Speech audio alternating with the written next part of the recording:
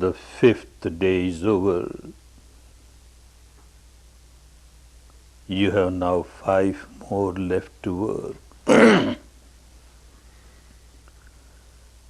Half of the period is gone. Whatever is gone is gone.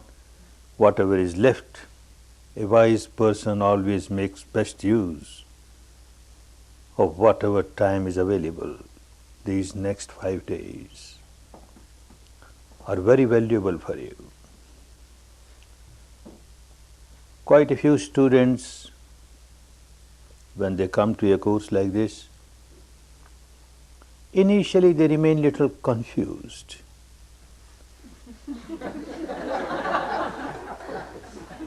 Because always one has some concept of meditation. Meditation should be like this, verbalization, visualization, imagination, contemplation. And look, nothing is there. We are just asked to observe respiration, now this sensation. What we are doing? Some confusion is there. But one day after the other, partly by listening to these evening talks, Dhamma talks, partly you are questioning the assistant teachers and their answers, but mostly because of your own practice. By practice you start realizing that there is something sensible in it. Not that all the confusion goes away, but at least by the time one reaches the 5th day, one feels like giving a fair trial to the technique, although everything looks quite new. We have never heard a meditation of this type, but let us give a fair trial and let us work. And we have found most of the students, after 5 days, they start working very seriously. Work very seriously. As the technique wants you to work, understanding it properly, what you are doing and why you are doing so. This is not a rite or a ritual or a religious ceremony, making round from the top of the head to the tips of the toes. And now from tonight you will work both ways, from the tips of the toes to the top of the head, both ways. Not a rite or a ritual. Not that some Buddha above the clouds is there with the ledger portfolio of each individual student. How many times, how many rounds this person has done?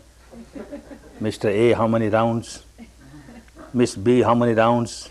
Mrs. C, how many rounds? More the round, the bigger the gate is open. Nothing like that. Nothing like that. There is nobody to open the gates for you. You have to open your own gates. You have to knock at the door, and the door will get open for you. Knock at the door of the kingdom of heaven within, the Brahmanic plane within, the Nibbanic truth within. Each individual has to work. The purpose of moving from head to feet and feet to head is to develop your faculty of awareness. Not just awareness of the reality at the surface level of the mind, in which you remain involved at every sense door. A reality at the deeper level of the mind. When you start working with the sensations on the body,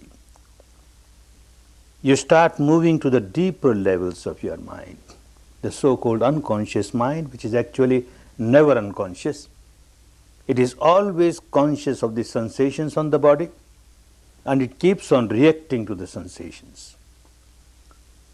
If it finds a sensation pleasant, then it reacts with clinging, craving.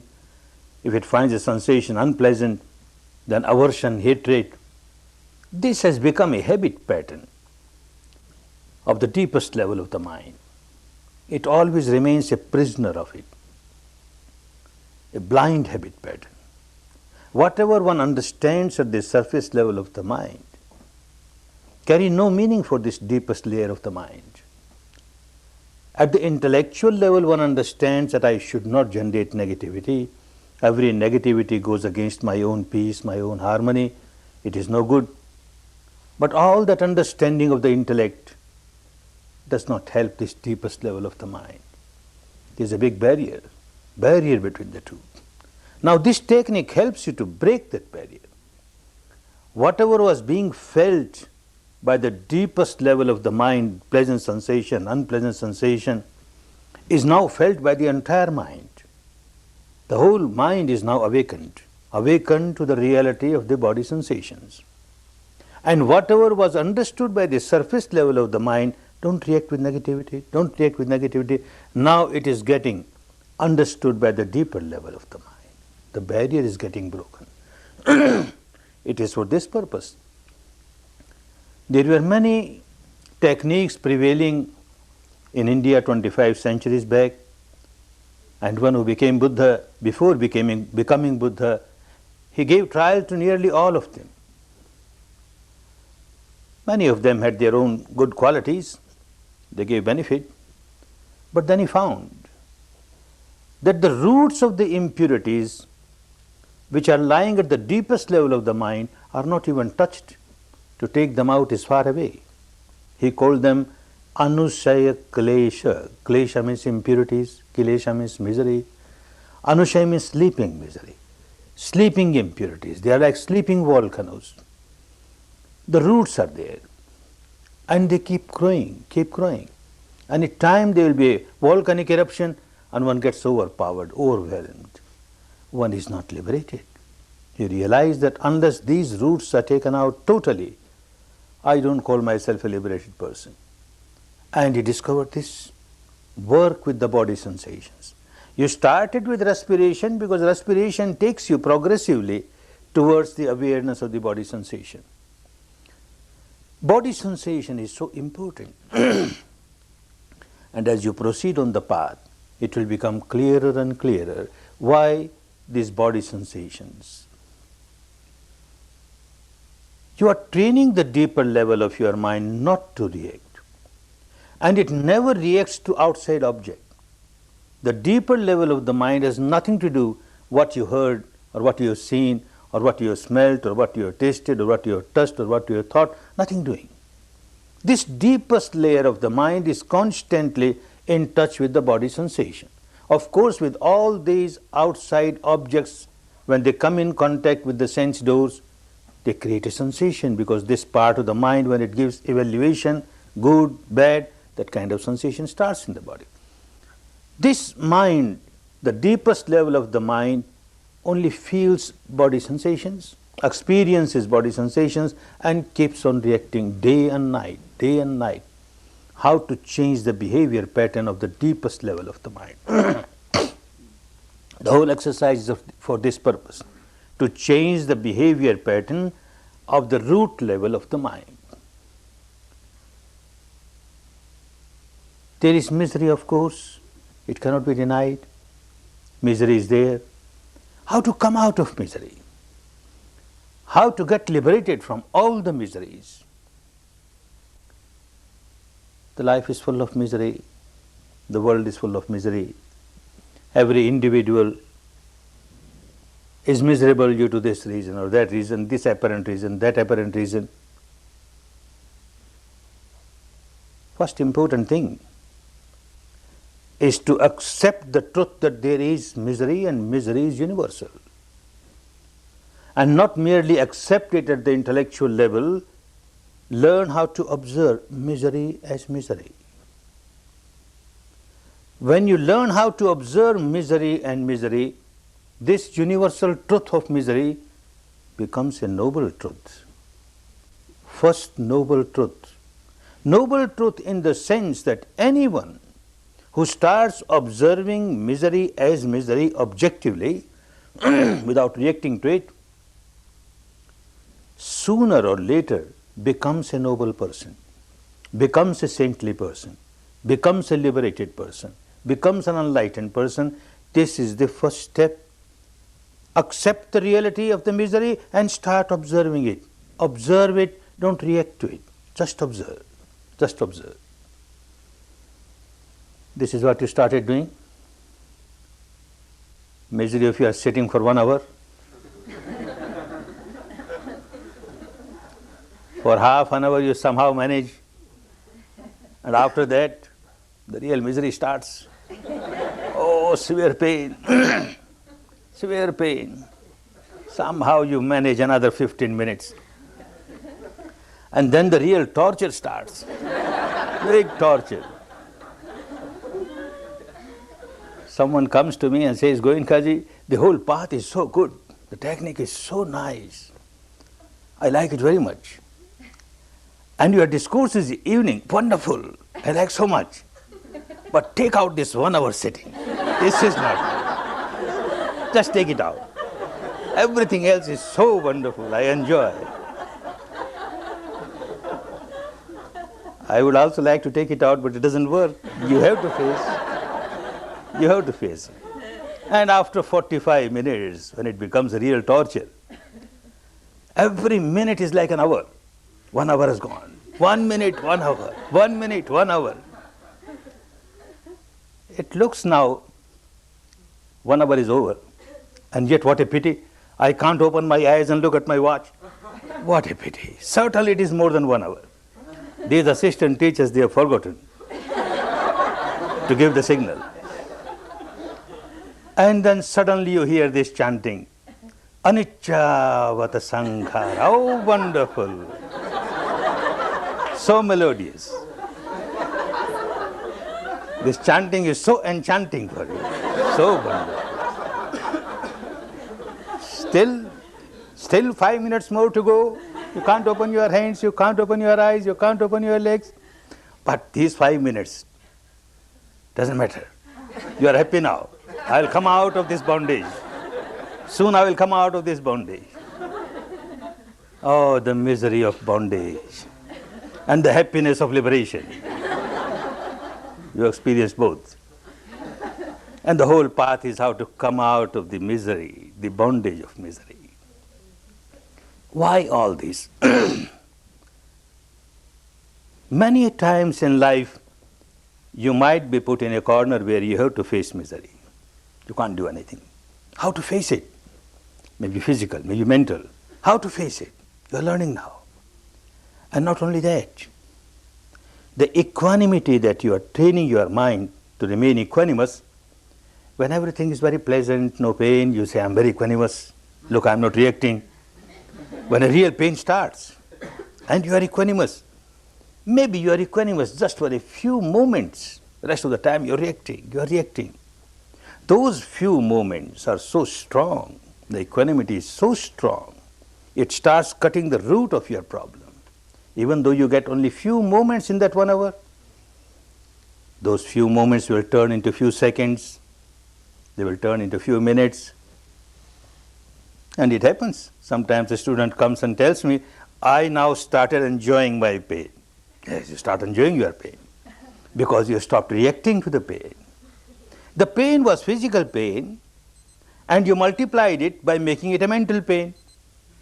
If the mental part goes away and there is a physical pain, and you just observe it, it has become half. Then it will become quarter. It will become less. You start coming out of it. You have to learn how to observe your pain. Now the pain is so intense, it starts overpowering you. This had been the old habit pattern. You observe as you reach this area, say severe pain here. Like a doctor comes and examines. Doctor has no pain, he just examines. Where there is more pain, where less pain. You also examine like this. Don't identify yourself with the pain. Pain is pain. There is a pain. So what? I observe now. Where is the center of the pain? And how far is the influence of the pain? Oh, here it is more influence, more pain, then less pain, no more pain. More pain, less pain, no more. Like you divide the area, dissect the area. Next round, again you observe, you find along with pain there is something else. Maybe pressure. Then you start dividing and dissecting the area pressure-wise. This is the center of the pressure. More pressure here, less pressure here, go on. And like this you divide. And you may reach a stage where you find along with that there is heat, maybe along with that there is pulsation, and you will reach the stage where you will find, in spite of the severe pain, there is an undercurrent of vibration which is throughout the body. And once you reach that state, pain is no pain for you. It cannot overpower you. Don't expect this to happen tomorrow morning. You have to take time. You have to take time. But learn how to observe. Most of the time you will be reacting because of your old habit pattern to react. But you will get few moments not to react, not to react. Those moments when you are not reacting, then this misery becomes a noble truth. The first noble truth, you are observing it objectively. As you learn observing the misery objectively, you are going deeper and deeper. At the experiential level, you are going deeper and deeper to the second noble truth. The deep cause of the misery. At the surface level, everyone says, I am miserable because of some external cause. So and so said something which I don't like, I became miserable. So and so did something I don't like, I became miserable. Or something desirable did not happen in the life, I became miserable. These are all external causes. They are true, but very apparent, very surface level. And without understanding the real cause inside, one keeps on using all the strength, all the energy to rectify things outside, which is not possible. One cannot change others. One may keep on trying. Even if one changes one, where is the guarantee that somebody else will not raise the head and do something against you? Keeps on happening. Entire life, wanted things may happen, unwanted things may happen. Most of the time, unwanted things happen. And you have to face all that. And go deeper and find out the real cause of your misery. This technique helps you to go to that depth and find out the real cause. Misery is not outside. Outside are only sensual objects. Misery starts inside. And when misery starts inside, there must be some cause inside which makes one miserable. And that, as you go deeper, deeper, deeper, you start understanding it, not just because of these discourses, not because you read some scriptures or books or you intellectualize the reality, nothing doing. With your own experience, you start understanding this is the deep-rooted cause of my misery. And you start observing the deep-rooted cause. The second noble truth, the cause of the misery, the real cause of the misery. When these two are realized, the work becomes easy. Like someone is sick and a doctor comes, the first important duty of the doctor is to find out what the disease is. The doctor who cannot find out what the disease is cannot cure the patient. First important thing, what the disease is. And the second important thing, what is the deepest cause of this disease, not just symptoms of the surface. If the doctor keeps on dealing with the symptoms at the surface level, this doctor can never cure the disease. One has to go to the depth, the cause, the real cause of the disease, then it becomes easy. You find out a way to eradicate the cause. Once the cause is eradicated, the disease gets eradicated. So by this technique, you observe the real cause, and by this technique, you learn how to eradicate this real cause of misery. And when that is eradicated, the third noble truth, no more misery now. And then the whole process, how you have went to the depth and taken out the cause of your misery and the misery itself, the fourth noble truth. All these are not merely to be intellectualized. Of course, one must understand at the intellectual level, but all these has to be experienced at the actual level. Then only they start working. And this is what you started doing, going deeper, deeper, deeper. Now just it is beginning. There is pain, there is suffering. Oh, it is pain because I am sitting for a long time. And then slowly you will understand there is pain because I have made this physical pain also as a mental pain. If I learn how just to observe it, the pain becomes less. And as you keep on observing, you start coming out of it. Again, surface, you have to go much deeper, much deeper. What is happening? All around, what is happening? Why there is so much of misery all around? It becomes clearer and clearer. There is craving. Craving. You want something to happen according to your wishes, it does not happen. You want to get rid of something which you don't like, it does not happen. Craving. And the tremendous amount of attachment towards this habit of craving, craving, craving. It becomes clearer and clearer as you go deeper, deeper, deeper, deeper. The law which is working inside is also working outside. The law is the same. It does not make any difference. There is misery and it becomes clearer. Look, the life starts with misery. You are entering in the field of misery. From the time one has taken birth, one is entering in the field of misery. A desire. Very soon this desire turns into craving, clinging, and one becomes very agitated. A child cries, I want milk, I want water, and cries because this is the only language the child knows. And from then onwards, as one grows, this unwanted things happen, that unwanted things happen, this wanted things do not happen, that wanted things do not happen. As one grows, some disease or the other. Life, entry of the life is dukkha. In the language of those days it was said, jati pi dukkha. The birth, the life, beginning of the life is entering the field of dukkha.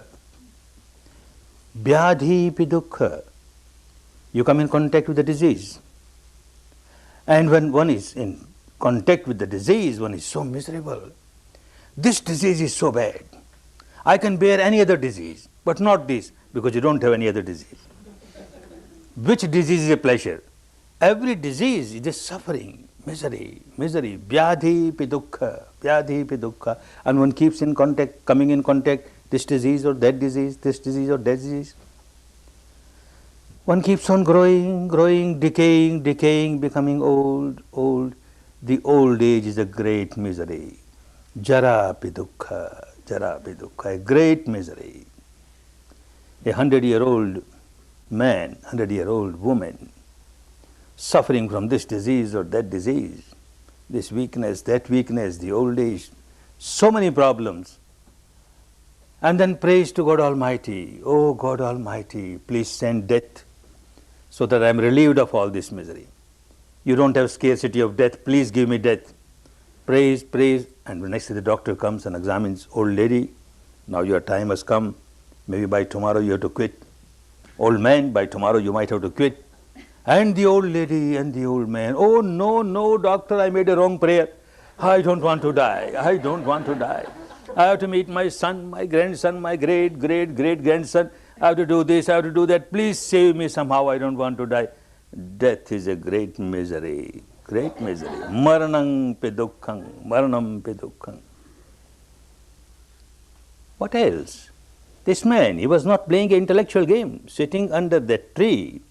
He was experiencing the truth inside. Why? What is the cause of misery? Going deeper, a reality came. Oh, whatever we desire, the desire is not fulfilled. One becomes miserable. Sitting, you have a desire that the pain should go away, and the pain does not go. You become so miserable. Sitting, and you want a sensation of bliss, ecstasy, it's not coming, and you are miserable. Oh. Whatever you desire, you are not getting it, you become miserable. Unwanted person, unwanted situation, unwanted things, you get associated with them. Wanted things, wanted person, wanted situation, you get disassociated. Big misery. He was understanding all that deep inside. And then going deeper, he came to the stage where it became so clear. Sankhetena panch upadan khanda dukkha. At the depth, in short, the misery is these 5 aggregates. One aggregate is the material aggregate, the subatomic particles, the entire body made of subatomic particles, kalapas. And 4 other aggregates, mental aggregates, cognizing part of the mind, recognizing part of the mind, feeling part of the mind, and reacting part of the mind. These 5 together has made this personality, I. And tremendous amount of attachment towards it, upadan. Upadan is attachment, clinging. All these 5 aggregates are result of the clinging. And one keeps on clinging to these 5 aggregates, and like this one keeps on rolling in misery, rolling in misery. It was becoming clearer and clearer, this upadhan, clinging, attachment. There are 4 basic attachments. One attachment is towards this I, an imaginary I, without knowing what is this I. An imaginary I. The subatomic particles, the mass of the subatomic particle, is this I?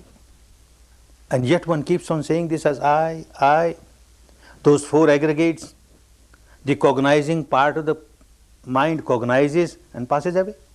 It cognizes, passes away. Is this I? Recognizing part of the mind recognizes and passes away. Is this I? The feeling part of the mind feels and passes away. Is this I? The reacting part of the mind reacts and passes away. Is this I? Or the 5 joined together is I? But I is so important. Always a capital I. Anyone says one word against this I, one feels so irritated, so agitated, without understanding what is this I. An imaginary I, a created I, and yet so much attachment to this I. Someone does one work against this I, and again one feels so irritated, so agitated, so unhappy. I. Tremendous amount of attachment towards this I brings nothing but misery, nothing but misery. Then this fear, this circle of I starts spreading. What you call mind. Mind comes in this circle. And then you have attachment towards this mind. And tremendous amount of attachment towards this mind. Oh, this my watch, wonderful watch, such a valuable watch. One of the students brought from the foreign countries and offered me, wonderful watch, such a valuable watch. Out of my carelessness, one day it falls down and breaks. And I start crying. Oh, this valuable watch got broken now. And I don't get even spare parts in my country. How to get it repaired? Crying. A watch of the same model, of the same value, on the wrist of my friend. And it falls down. And it breaks. I don't cry. I don't cry at all. On the other hand, I start giving sermons. My friend, you should have been very careful. This type of watch not available in our country. You can't get even spare parts to repair it. I don't cry. Why? Same watch of the same model, of the same value, but I don't cry. Nobody cries for the breakage of a valuable watch. Nobody cries. One cries for the breakage of my watch. My watch is broken, or my watch is broken. This mind, and tremendous amount of attachment towards this mind. Whether this mind, the so-called mind, is worth a few dollars or a few $1 million, makes no difference. How much attachment is there? That much misery is bound to come. The deeper the attachment, the deeper the misery. The stronger the attachment, the stronger the misery. This is law of nature. It will become clearer and clearer as you practice more and more. Attachment, clinging, is bound to bring misery, nothing but misery. One incident. I was new to India in those days, having come to Burma within 2 or 3 years. There were no centers. So those who were eager for the spread of this technique to different people who are miserable, they used to arrange some site somewhere, a mosque, a temple, a church, things like that, or maybe school or something. One course was arranged in a remote village, which was a pilgrim center of the Jains, a Jain temple. Hardly 1 or 2 from that village participated. Most of them came from the nearby cities. One very old and very poor lady came to that course. Somebody gave her train fare and she came, participated. 2 days, 3 days, 4 days, 5 days, very happy. She was progressing. And suddenly on the 5th day or the 6th day, she came to know that early morning there is some chanting going on in the main hall, and there are some words of blessings and good wishes, etc. Can I go? Can I also participate? Nothing is written in the program. The management said, yes, you can go, but you have to meditate. Yes, yes, I'll meditate. And she came, meditated. At the end of the chanting was so happy, smiling, smiling, smiling. She went to a residence, and as she reached the residence, she cried, loudly, crying, crying. People went to her, what happened? Has some scorpion punctured her? Or some snake has kissed her? What's wrong with this old lady? And she won't reply, keeps on crying, crying, crying. After some time, sobbing, sobbing, she says, I brought a small cloth purse, textile purse with me. And in this purse, there were 20 rupees, less than $1, today's dollar, 20 rupees. Saving of my whole life was there in it, 20 rupees. And 60 years ago when I was married, I got in dowry a silver trinket that was also in it. And when I started for this course, somebody gave me a dry piece of sweetmeat that was also in it. And every time I meditate, I keep it under my legs. When I sleep, I keep it under my pillow. Now I came here and I left it in my room and somebody has taken away. Oh, I am looted, I am looted. All my saving is gone. Keeps on crying. People say, 20 rupees cash, hardly 20 rupees worth of your silver trinket, say 40 rupees or 50 rupees. Old lady, don't cry. We will get you 50 rupees. You carry on your meditation. Your meditation was going so good. She kept on crying, crying, crying. They told you better collect some money and hand over to her. Then only the crying will stop. They started collecting. Instead of 50, they got 100. Very happy. Now the old lady will stop crying. They went and offered her. She threw away this money. What to do with this money? That silver trinket which I get in my dowry, oh, where to get that trinket? Now it's gone. People kept on searching, not available. By evening, somebody saw a monkey on the tree with this purse taking out the sweetmeat and eating. People ran after the monkey and got hold of it and gave that silver trinket to her. Her crying stopped. Craving, whether it is worth 20 rupees worth of article or 20 million makes no difference. As much as clinging is there, as much attachment is there, that much misery is bound to be there, bound to be there. I, mine. Whether you use these words or not doesn't matter. But this I, mine, and your attachment to it, full of misery, full of misery. I remember another incident, again in a very remote village of northern India.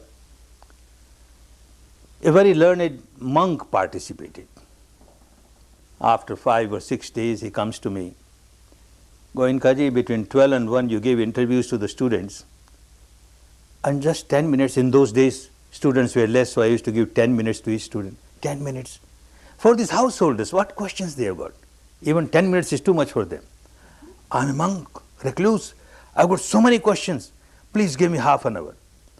I said, Reverend Sir, I know you will be talking about philosophies and all that, and I am not interested. I can't give you time. Oh, no, Goenkaji, last 5 days or so, I have understood all these philosophical talks are useless. I will talk only about the technique. About the technique? Why you require half an hour for technique? No, please give me half an hour. All right, somehow I managed, come. And he came. 2, 3, 5 minutes he talked about the technique. And suddenly the topic was changed, subject was changed. Goenkaji, from that big city from which he came. Goenkaji, in that big city, your monastery, my monastery? Monasteries are always for the monks, not for the householders. I am a householder, how can I have monastery? Goenkaji, try to understand your monastery. Reverend Sir, I can't have a monastery. I am a householder and I carry such a colossal proof, testimonial that I am a householder. How can I have a monastery? And he keeps on saying, Goenkaji, you are monastery, you are monastery. And after that he says, Goenkaji, in your monastery, you are elephant. My elephant? What is talking? And then suddenly it clicked in my mind. This is India, a wonderful country, a vast country, having so many traditions. There is a tradition, some people have a strong belief that throughout the life, we don't use this dirty word I and mine. We don't use. Whenever I have to say I will say you. Whenever I have to say mine, I will say your. Now I understand. Yes, Reverend Sir, my monastery, my elephant. Go ahead, what went wrong? Look, he's a recluse, renounced everything. He has built a monastery in the midst of the city without the permission of the council or municipality. And now an order has come, they will smash it, they will break it. And in the midst of the city, elephant is not allowed to be kept there. So order has come to take it out. And from somewhere he learned that the Lord Mayor of the municipality of that city had been to Burma and had stayed with me as my guest. So Goenkaji, just a few words from you and your monastery will be saved. Your elephant will be saved. He doesn't use the word I, doesn't use the word mine, but tremendous amount of attachment. Attachment is bound to bring misery. Nothing but misery, misery. Deeper the attachment, deeper the misery is bound to be. There would not have been any misery if I develop attachment to this I, and this I remains eternal all the time, and I develop attachment to the mind, and this mind remains eternal. There is no misery. But the trouble is, this I does not remain eternal. Mind does not remain eternal. Whatever I say, mind passes away and I am helpless. I can't do anything. Or if this remains, the so-called I passes away and I am helpless. A departure, a separation is bound to come, and that brings so much misery. If the attachment is there, if the clinging is there, the misery is so great. Another attachment one develops, main is this I, turns into mine, and then my views, my philosophy, my dogma, my belief, my religion, my tradition, tremendous amount of attachment. One does not understand that I am wearing colored glasses and I have got attachment towards the color of the glass. If I wear red color glass, for me everything is red, red, red. Somebody is wearing green color glass, for him everything is green, green, green. We keep on fighting with each other. I can't convince him that it is all red, he can't convince me that it is all green. We keep on fighting, break each other's head, still we can't come to terms because the attachment, and the attachment is to the color. We don't see things as they are. This big attachment brings big misery. Then in some cases there is attachment towards rites, rituals, ceremonies, etc. Not here I have seen, but back in the East, people are so very much attached to their daily rites, their daily rituals. They come to the course and they say, why you stop these rites, rituals? Give me just 15 minutes, I finished my rite and then come and meditate. And you say no. They become so agitated because of that. Later on, of course, they start realizing, but initially, because of the attachment, the misery is there. These four big attachments make us so miserable, so miserable. And he was there to go deeper, deeper. Why after all this attachment? And it became clearer and clearer. A craving arises. Craving for something that you want. You want to possess. You want to retain. And it very soon turns into clinging, attachment. A craving, you want to get rid of something, you don't like it. And tremendous amount of attachment towards this craving, you don't want it. You want to get rid of it, and yet you can't get rid of it. Oh, the craving turns into clinging, into attachment, and the misery starts. Why this craving? He was not playing an intellectual game. He was not reading scriptures or discussing scriptures. He was experimenting like a scientist what is happening deep inside. A small little desire starts. You start liking it. And how quickly it turns into craving. A small little desire to get rid of something which turns into aversion. Oh, tanaha. In the language of those days, craving means tanaha. Tanaha pachaya upadanang. Craving turns into clinging. Small little desires turn into craving, and craving into clinging. Why these small little desires even? What is the cause? It became so clear because he was experiencing it. Vedana pachaya tanaha. These sensations on the body. When one experiences sensations on the body, and if the sensation is pleasant, you start liking it, which very soon turns into craving, clinging. When the sensation is unpleasant, when you experience unpleasant sensation, very soon it turns into aversion, hatred. You like to get rid of it. The craving is to get rid of it. Oh, the sensations Vedana Pachaya Tanha. Pachaya means the cause. The Vedana means sensation. Sensation is the cause of your craving which turns into clinging. Why these sensations? What is the cause? He was experimenting. What's happening? Phassa Pachaya Vedana. There is a contact, and as soon as there is a contact, there is bound to be a sensation on the body. Contact of what? With what? These 6 sense doors. The eyes. Contact of the eyes with some shape, some form, some color, some light, the object of the eyes. As it comes in contact, there is bound to be a sensation. Object of the ear sense door, a sound comes in contact with the ear sense door, there is bound to be a sensation. Nose sense door, a smell coming in contact, bound to be a sensation. Tongue sense door, a taste coming in contact, bound to be a sensation. Body sense door, there is a contact of something tangible, bound to be a sensation. And the mind sense door, any thought, any emotion, there is bound to be a sensation on the body. Oh, contact. Why this contact? And it was so simple, so clear.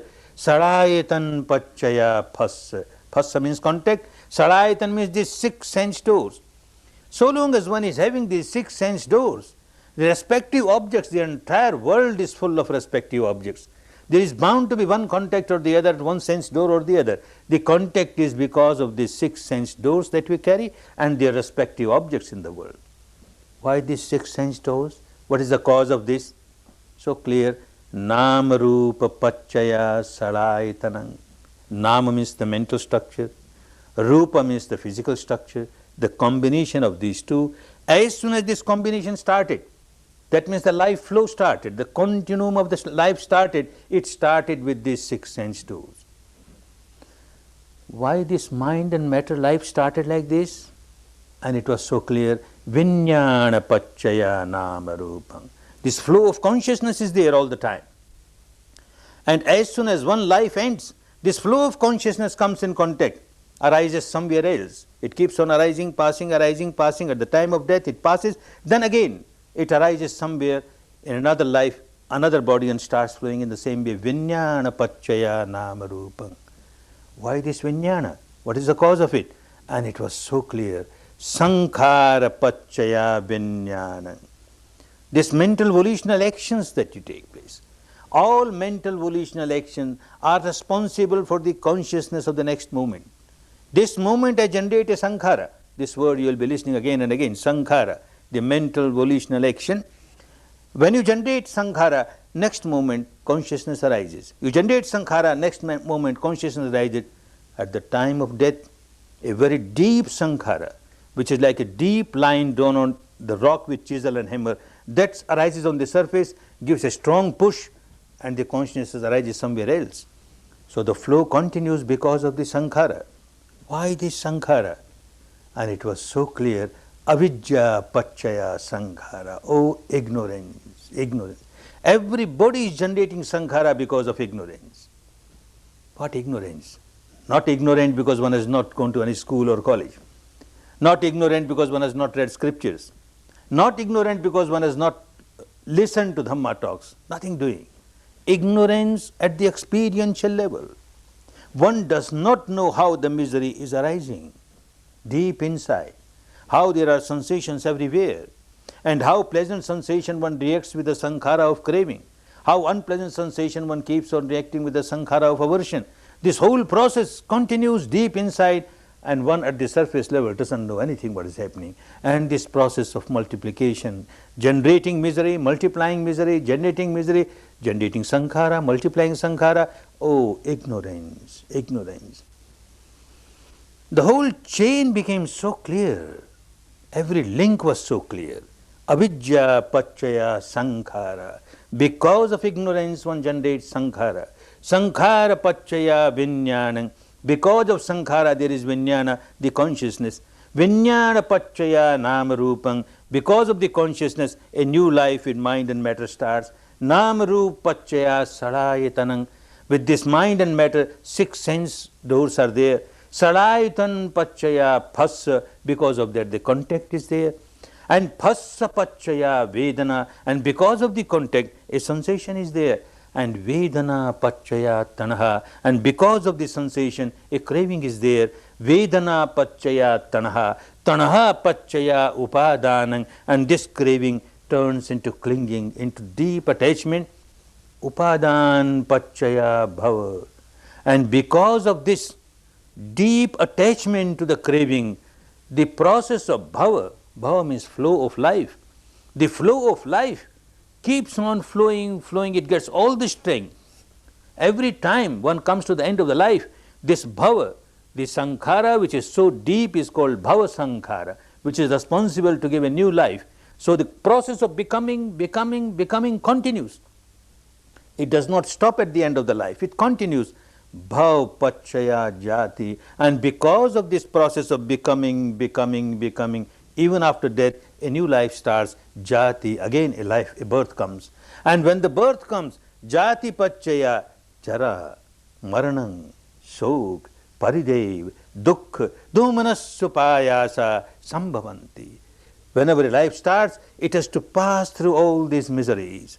Miseries of old age, misery of disease, misery of death, misery of wanted things not happening, unwanted things happening, all kinds of physical and mental miseries one has to pass because the birth has started. It became so clear, the whole process became so clear, which can become clear with anybody who goes deeper, getting rid of the ignorance, understanding the truth at the experiential level. Now it was clear how this process of misery, how it starts, how it keeps on multiplying, how to get rid of it, how to come out of it, how to break this chain, this link, this chain full of links. Which link has to be broken? Where the chain has to be broken? A life has started already with nama and rupa, that means mind and matter, the flow has started. What to do? Shall I commit suicide? And the problem gets solved? Oh no, it does not get solved. One does not come out of misery. When one is committing suicide, what is the volition of the mind at that time? What is the condition of the mind? Full of agony. The last mind of the life is full of agony. It will produce nothing but a new life full of agony. The next mind is full of agony because it is the product of the last mind of this life. Suicide does not solve any problem. One cannot come out of misery by suicide. Then, when the nama and rupa is there, mind and matter is there, the life is flowing, then these 6 sense doors, I better destroy them. The eyes, the ears, the nose, the tongue, all right, and then body, and then mind. Again it will be suicide. How to destroy them? Then all the respective objects around the world, destroy them. Impossible. How can I destroy all that? When these 6 doors are there and the respective objects are there, contact is bound to be there. You can't run away from that. And when the contact is there, the Vedana, the feeling, the sensation is bound to be there. You can't get rid of it. And here the wisdom arose. This is the place where I can use an axe and cut the link here. The Vedana is bound to come. So long as one is alive, things keep on getting in contact. This door, that door, at least the mind and matter keep on getting in contact every moment. And there is a sensation. There is a sensation. With sensation, because of ignorance, because of avidya, with sensation, tanaha arises, craving arises, aversion arises. Now, one has to turn the whole thing, sensation will be there, but with sensation, wisdom will arise. The reality, the characteristic. Oh, what is sensation? This is not eternal, this is not permanent. It has a reason to pass away. Look, let me observe how long it lasts. And yes, it arises, it passes away. It arises, it passes away. However unpleasant a sensation may be, it is bound to pass away. However pleasant a sensation may be, it is bound to pass away. No purpose is served to react. What is the purpose of reacting to something which is by nature passing away? There is no meaning. There is no purpose is served, no sense in that. It becomes clearer and clearer. Oh, coming to the stage where the sensations are being experienced and not reacting to the sensations will turn the whole process of the multiplication of misery, and the process of liberation starts. He found out the sensation as an important point from where a sort of junction, from where 2 roads start. One road is, he said, Dukkha Samudaya Gamini Patipada. A road which is full of misery. You generate misery, you keep on generating misery, because with sensation you keep on reacting. Every moment you are experiencing sensation, every moment you are reacting. So it is a process of multiplication of misery, multiplication of misery. And this very junction, this very point of your sensation on the body can take you to the road, which is the road of liberation. Nirodhagamini, Dukkha Nirodhagamini Patipada. All your misery will get eradicated, because now when you experience the sensation, you don't react. You just understand anicca, anicca, oh impermanent, oh impermanent.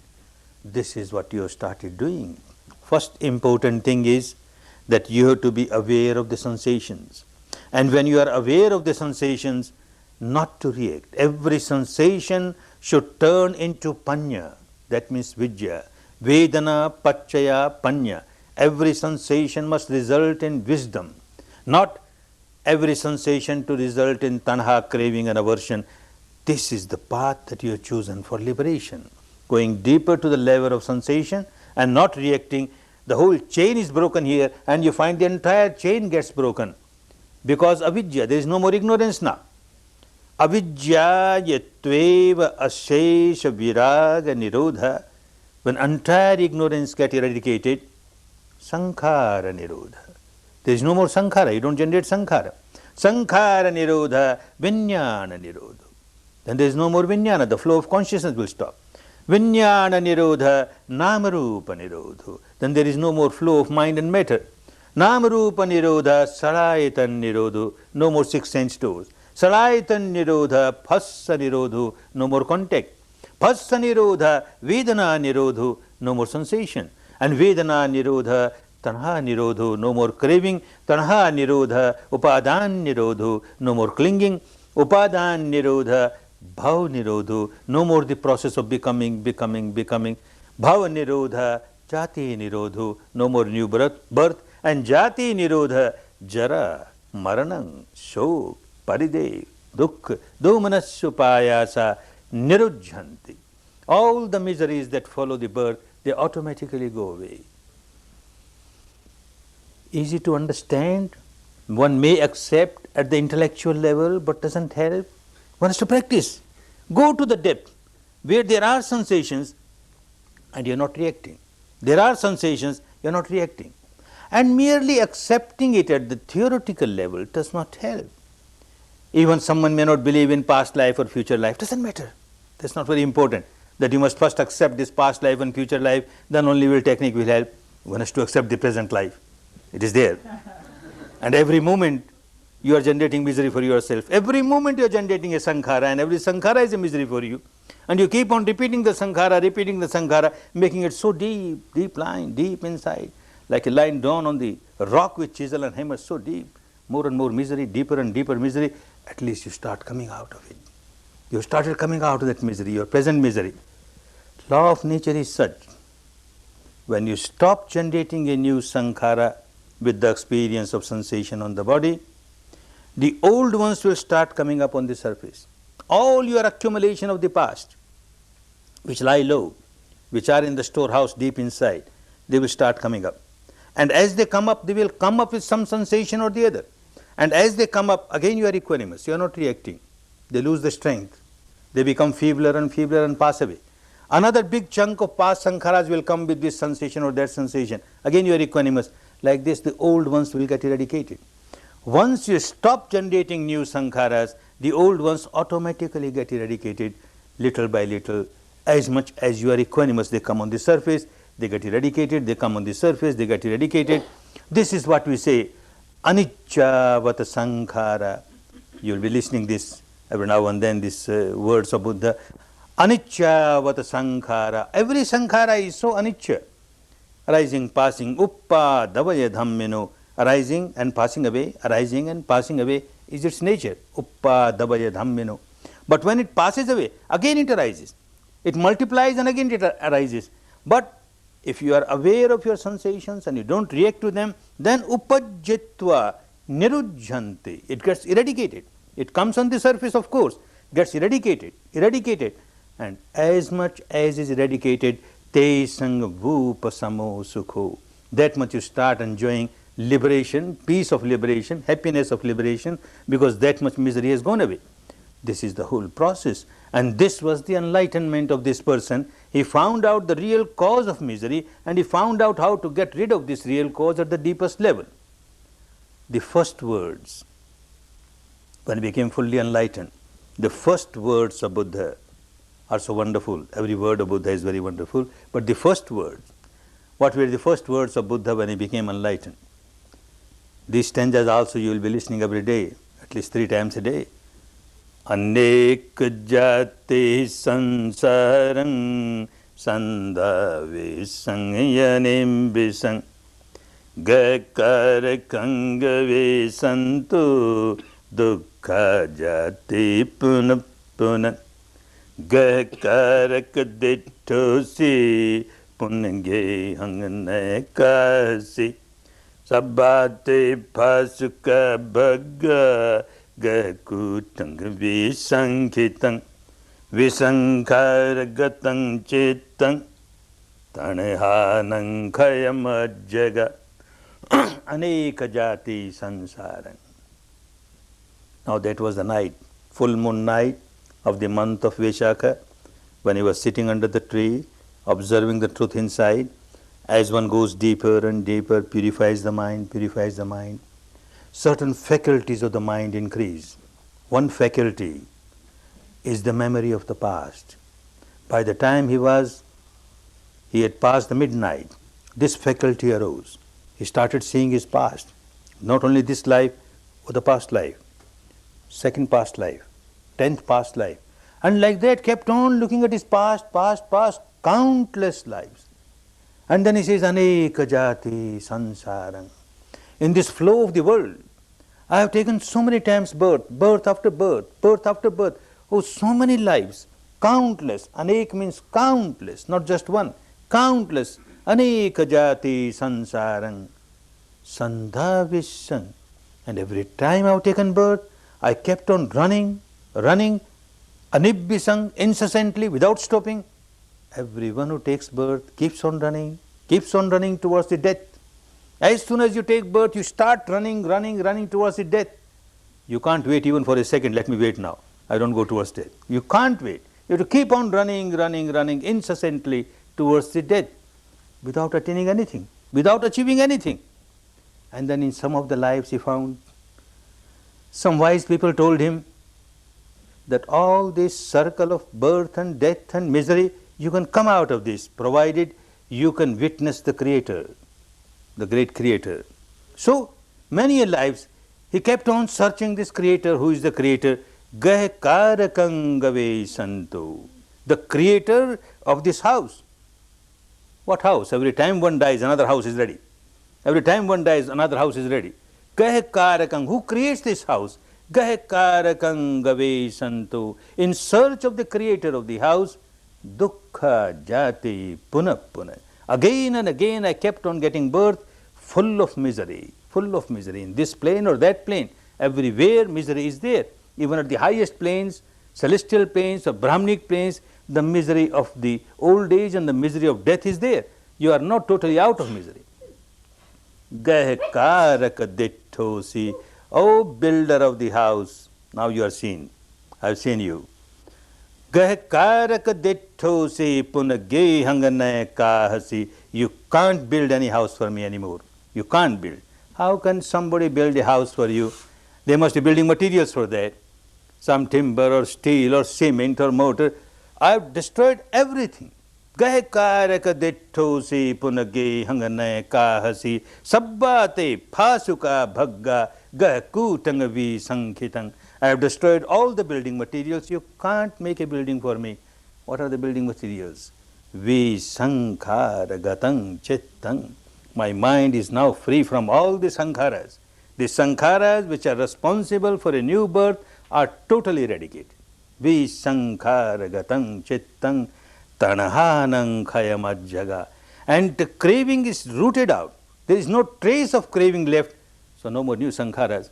Old sankharas are already eradicated, and I can't generate new sankhara now. That is the stage of full liberation. And anyone and everyone can reach that stage, but one has to work. One has to work. Not just by craving and not just by craving, not that some miracle will happen and one will get liberated.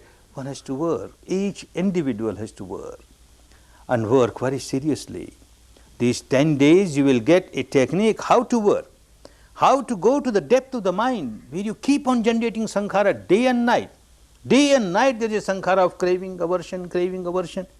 How to change this habit pattern unless you start feeling sensations. There were many meditation techniques at the time of Buddha, before Buddha and after Buddha, but this was the contribution of Buddha, the discovery of Buddha that you cannot come out of your misery. The whole process of misery will remain unless you reach the stage where sankhara is being generated, where craving is being generated, and that is generated at the level of the sensations. You call it vipassana, you call it by any name. Any meditation which works with the body sensations and teaches us to remain equanimous with the body sensation is a meditation of liberation. Fortunately, one is very fortunate to come in contact with a meditation technique like that. And one is very fortunate, one gets inspiration to work on it, to walk on the path. Of course, it's a long path, however long it may be. The longest path, 10,000 miles long, starts with the first step. You started taking the first step. Those who are not taking even the first step on the right path, we cannot expect these persons to reach the final goal. Those who have taken first step, there is every possibility of taking the second step, the third step, and step by step, one is bound to reach the final goal. Make use of these 5 days, remaining 5 days. Learn how to walk on the path. And as much as you have covered the path, that much you have changed the habit pattern of your mind, that much impurities have come on the surface and you have eradicated. Say you are carrying 100 tons of load on your head. If you take off only 1 ton, good, you go back with 99 only. You are relieved of 1. You take off 10 tons, and like this 20 tons, 50 tons, 90 tons, who knows, take off as much as possible and you go lighter home. And the most important thing, you learn the technique, how to take off the weight from your head, how to take off this misery and live a life, much better life, more peaceful, more harmonious, more happy. May all of you get established in this wonderful technique. Make best use of these remaining 5 days. Get established in Dhamma for your own good, for your own benefit, for your own liberation. Liberation from the bondages, the shackles, the chains of sankharas. And enjoy real peace, real harmony, real happiness. Real peace to you all, real harmony to you all, real happiness to you all.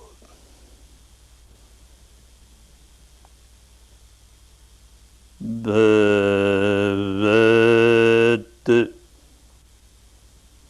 Sarva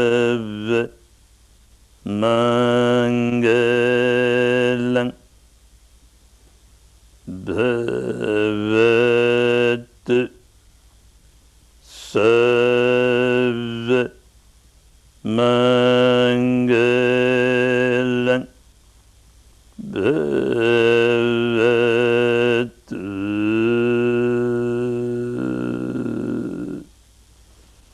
Sarva